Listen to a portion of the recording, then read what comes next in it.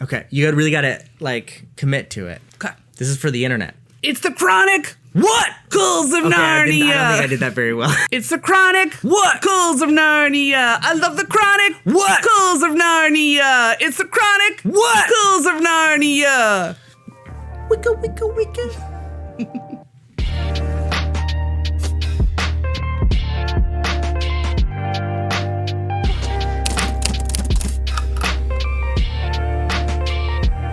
In my corners of BookTube, I think The Chronicles of Narnia by C.S. Lewis is mostly a forgotten classic in the fantasy genre. And I think there's a lot of reasons for that I'll talk about in this video, including that it's mostly regarded as children's literature because it is children's literature. It is in many ways religious and specifically Christian in some of its imagery, and so some people might be turned off by that. Although I will say I think it can be read from a different lens and enjoyed quite a lot. It might be just because there's been mostly pretty bad movies made about it in like the last 2 decades, while other media like A Song of Ice and Fire and Lord of the Rings have had excellent movies and TV shows made about them. I don't know. But for whatever reason, it's largely been forgotten on BookTube, and that includes myself. When I have made any of my top 10 videos, I haven't included it, and I haven't done any videos on the Chronicles of Narnia, despite them being quite a loved series of books for me growing up, learning how to read and what I did like to read, and probably forming me as a fantasy author. So that is why I'm excited to announce that for the next, how many books are there? There's 7, right? I should know if I'm making a video about this. For the next 7 months, I am going to be hosting a read through of the Chronicles of Narnia with Ridbook. We are going to be reading them through in their publication order.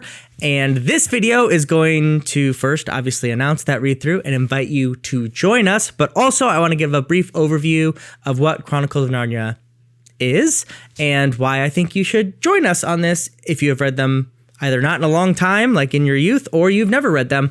I really think it's quite worthwhile. So this will kind of pose as both an introduction to Chronicles of Narnia and an invitation for you to join us. And my cat Min would really like to join. So the Chronicles of Narnia are 7 books that take place in the fictional world of Narnia. They are primarily focused as children's literature, written by C.S. Lewis, who was an Oxford professor and friend of J.R.R. Tolkien. Many people might know this, but for a long time they were in the same literary group in Oxford called the Inklings, met at a pub that is no longer open anymore, unfortunately, called the Eagle and Child, but I was able to visit when I visited Oxford a couple years ago. And the interesting thing is, in sort of popular media during the height of their careers, C.S. Lewis was probably a more famous public figure than J.R.R. Tolkien. Of course, Lord of the Rings sold a ton of copies and people really loved it, but C.S. Lewis was really a popular figure for a whole bunch of reasons. He's a very good speaker. He was on the cover of Time. And so despite Tolkien sort of being the king of fantasy these days, throughout their lives, it was C.S. Lewis who was a little bit more of a known quantity. C.S. Lewis did not just write children's literature. Obviously, Chronicles of Narnia was his most successful work. In fact, it has sold 120 million copies to date, making it one of the highest book sales, numbers, series, whatever you want to call them, in the history of books. Just for context, Lord of the Rings has sold 150 million, and that's after the worldwide popularity of the movies. So this is quite a popular work. He also wrote a sci-fi, like an adult sci-fi trilogy called, I think it's just called the Space Trilogy, but Out of the Silent Planet, Paralandria, and That Hideous Strength. So if this is a success and people want to read more C.S. Lewis in a different type, we can definitely check this out. Getting back to the Chronicles of Narnia, it is a pretty classic portal fantasy from our realm to this realm. Narnia is the fantasy realm. Pretty famously, in the first book, The Lion, the Witch, and the Wardrobe, a young girl named Lucy hides in a wardrobe and then just keeps going and going and going till she is in a fantasy land that she finds out is called Narnia. And that is kind of one of the pitches I'm going to make for you for this Chronicles of Narnia read through, because it is obviously a children's tale, but it also has a ton of very interesting themes that we will get to explore together in our read through. This was written in the 1950s, like I said, and there's a lot of reflections of a post-World War I, World War II Europe, some of the concerns there, and particularly around morality, around Christianity, what its place is in Europe and the world. Lion, the Witch, and the Wardrobe. The reason that Lucy hides in a wardrobe is because she has to leave London because it is getting bombed. So it's very connected to some real world issues.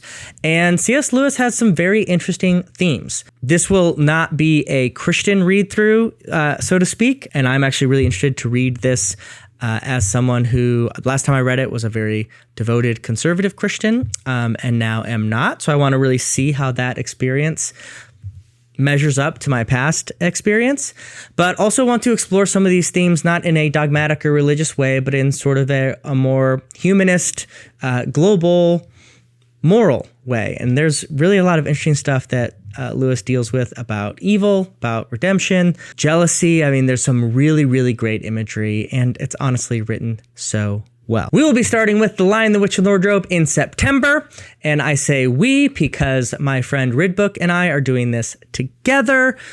She has, like me, read them when she was a kid and really wanted to revisit them as an adult. So we're really excited to do this together. We'll be doing a live show, probably alternating on different channels. We haven't really decided exactly what we'll do there, on the last Saturday of every month, starting in September. So we're just going to do one a month. So September's going to be Lion, the Witch, and the Wardrobe. October is Prince Caspian. December is The Voyage of the Dawn Treader, etc., etc. It is very important as you are thinking about if you're going to come with us on this trip or not, that these are very short books. The first book is 186 pages, and these are not even very large print pages. It is a children's book. You, fantasy reader, like modern fantasy reader, could read this book in one sitting. But that's some of the beauty of this, is how much imagery and theme and character building happens in such a short time. Also, I just love these. This is actually the edition I had growing up, not these specific books. Those have long since, I think, had to be recycled because they were destroyed so much by me and my sisters reading them. But we got a new one like this. You can also get the omnibus sort of bound edition like this. This looks thick, but again, this is all 7 books, and it's not even 800 pages. So this is definitely something you can do as a modern fantasy reader. Also, please join my Discord. I'll have a invite in the notes below. That is where we're going to do live discussions all the time. Spoiler and non-spoiler discussion on every book. I will be quite active there, and so will Rid. And I think it's going to be a great time. I hope you can join us. Speaking of Rid, I asked her to record a quick message to you guys. Hi everyone, my name is Rid from Ridbook, and I'm so excited to be embarking on this journey with Andy, rereading all of the Narnia series. I read these books about 2 decades ago now in elementary school. I remember loving them. I have such fond memories of Narnia, not only of the books, but also of the movies from Disney. I'm really excited to be returning to this world as an adult, discussing all of the themes and topics and characters and stories from this world. I'm especially excited to learn from Andy, who has so much philosophical and religious knowledge when it comes to Narnia, to provide context for the story and what certain things mean. I personally don't have a very Christian background, so I think that it will be so interesting to learn from Andy about his perspective, but also bring my own perspective as someone who kind of read these books as truly just fantasy books and did not have that sort of background associated with Narnia. I'm really, really excited for the live shows to be talking in-depth, spoilery discussions about each book, but I'm also very excited for the Discord conversations of each book as we read them, and I hope to see you in the Discord. I can't wait for our first show, and welcome aboard if you decide to join us on this journey.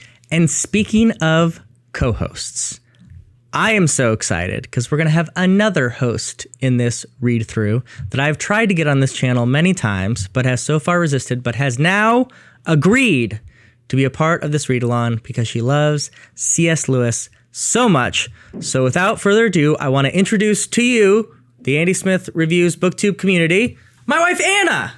Hello. She has agreed to do this. I am actually in shock. I don't think you guys can be as in shock as I am. Anna does not like front of camera work, but you got really excited about a Chronicles of Narnia read through. The start of you wanting to be on this read through is because initially I had us reading in the read through in Narnia chronological order. Because the books themselves don't like happen one and the next thing happens. Each one is sort of a self-contained tale, and C.S. Lewis kind of does stuff in the past, in the beginning, the end. So we were going to start with Magician's Nephew, and you were anti that. Vehemently anti that. That's wrong. Yeah. Do you remember what you said to me exactly? No. I think you said, if you do that, I will burn this house to the ground. Yeah, that sounds about right. So why? Okay, so when you read them... so chronologically, meaning in the order of the story, so in the order that things happen in the world, and not the order in which they were written and published, you don't get the full experience of each book. So the first book in the order in which they were written and published is The Lion, the Witch, and the Wardrobe, and it's kind of the cornerstone of the whole series. And so that is what I believe should be written first. Then later, the sixth book in the series, if you take it in the order in which they were written and published, is The Magician's Nephew. And that happens before The Lion, the Witch, and the Wardrobe in the world. It's a prequel. It's actually the creation story of Narnia. Yeah, cool. The creation story of the whole world. But unless you've read The Lion, the Witch, and the Wardrobe, you don't understand all the references that he's making to how specific things were created or why they were created. So I just don't think you enjoy it as much. You're coming into this world that you're supposed to already know about, and then you're learning about its origins. But if you're just coming in and just starting there, you're not going to have the same experience. You're not going to enjoy it with the same amount of depth. So I'm a big proponent for reading them in the order in which they were written and published, not the time order in the world. And I did not want this house that I live in to burn to the ground. To the ground. So I thought we would switch it up. But you also really loved Chronicles of Narnia. Yes. Tell me why. It's one of the first... Well, can I actually... Sorry, I asked you that question, then I interrupted you. So Anna and I are both big readers. Obviously, we own a bookstore and run it together. Yes. But our reading tastes don't often overlap. Yeah, that's true. The most obvious is Anna, infamously on my channel at least, to the few of you who watch all the time, does not like Malazan.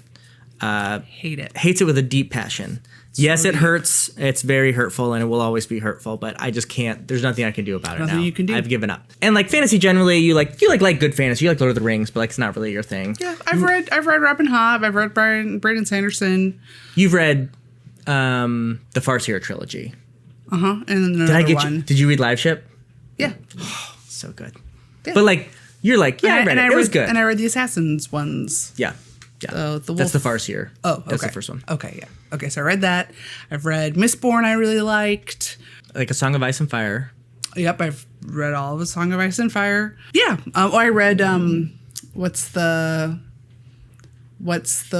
wind guy? Patrick Rothfuss. Yes, I read those. Kingkiller Chronicles. Yeah. So yeah, they're good. I enjoy them. But obviously not the same like passion that I don't have a YouTube channel about it. Correct, yes. But anyway, Chronicles of Narnia is something that you deeply, deeply love and we agree on, yes. Which is exciting. Why do you have such like a deep, soft spot? Like, honestly, we were just kind of talking about this because I was just asking her, like, what do you think of Chronicles of Narnia? And like, you like lit up even more than I was expecting about how much you loved it. I think you were even shocked of like, oh, I just love those. Yeah. So it was one of the first series I read by myself. I think The Lion, the Witch, and the Wardrobe was the first chapter book I ever read by myself. You're like, what, 2? No, that's like 5. And loved it. And then we also read them as a family later out loud. But yeah, they're just so... C.S. Lewis does such a good job of building this world that is a little hodgepodge. Like, I know Tolkien hated that he like threw in like Father Christmas and like dryads and like just these things that don't go together, like historically. It's not a fully formed world on its own. Well, it is like though.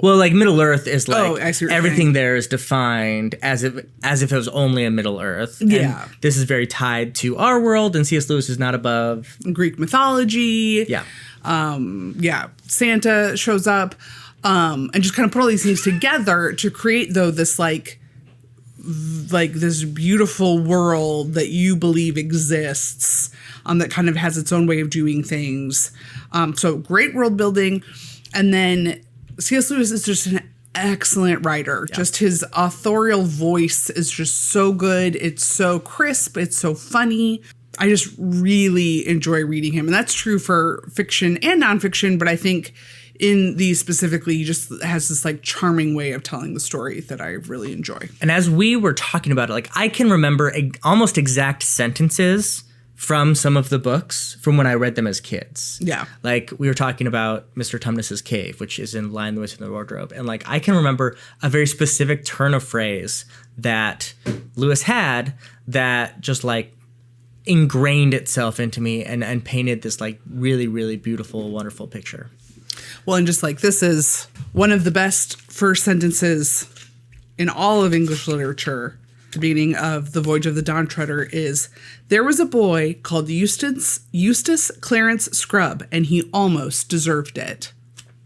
That's very perfect. good. That's very good. That's perfect. And you did not plan this. She just off the top of her dome. I had to know that. Is Voyage your favorite one? What's your favorite Chronicle of Narnia? I mean, probably The Lion, the Witch, and the Wardrobe still. Really? It's just so good. It's so classic. It's very good. For me, it's Silver Chair, which is the fourth one, is kind of the darkest, I would say. Yeah. That or Horse and His Boy. Also, there's a Marshwiggle. There's a Marshwiggle, which we'll tell you about, or you'll find out later. It's a great series, and Anna is going to be on our live shows. Might be on some. Yeah, you'll be on some of our live shows. That might be a lot. We'll see. We'll see. We can get her on the live show. Comment if you want Anna on the live shows. Please comment. That'll only make me more scared. You know what? I should also teach you about Discord. Do you know about Discord? I know a little bit about Discord, but it confuses me. That's what I call the boards. It's like AOL. Oh. Like you can just get on there and talk about books. Oh. Okay. And you can talk about Chronicles of Narnia with people who kind of know me. Yeah. We know each other. Anyway, very exciting. Please join the Discord server. Maybe Anna will join. And you should absolutely read Chronicles of Narnia with us. It'll be fantastic. I'll also be posting reviews and maybe some like deep dives on, there's some like really interesting like philosophy, theology behind there. I can actually use my seminary degree, which I don't use in my actual job. So come with us on this journey to Narnia. First in, last out.